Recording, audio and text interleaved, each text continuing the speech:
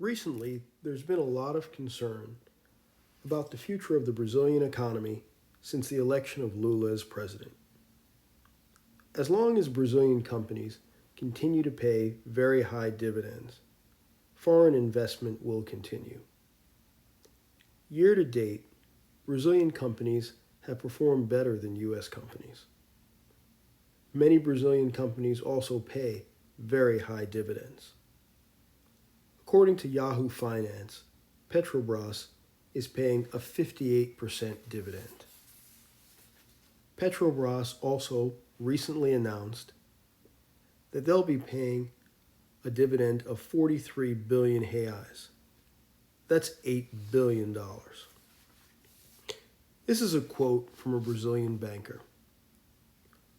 Lula will likely be more pragmatic, not ideological. If he loses control of the economy, he won't be able to implement the social policies he's pursuing. For the year. Now, as investors scale back their exposure to Russia, Brazil has seen inflows of about $15 billion in 22, on track for its best start to the year since 2016. JP Morgan says Brazil is poised for a breakout, having the closest composition to Russia, with oil being a really big driver, about 20% of its economy. That's also fueled shares of Petrobras, as you can see here. That's Brazil's state-run energy giant. Now, Brazil's oil is comparable to Russia's crude. Estimates show Brazil produces about 3.8 million barrels per day, and it's been increasing output in recent weeks. For context, Russia exports roughly 5 million. But similar to here, economists are warning that higher oil prices and agriculture prices will make inflation a bigger issue. Brazil currently has one of the highest interest rates in the world, over 10%.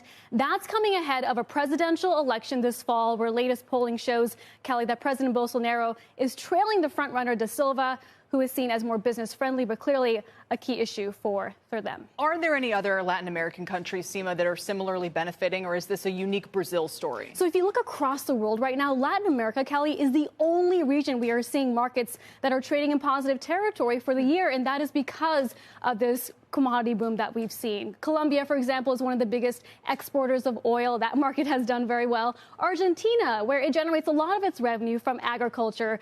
We're talking soybeans, wheat, meat. It also recently secured a $45 billion debt deal with the IMF, so that market has done well.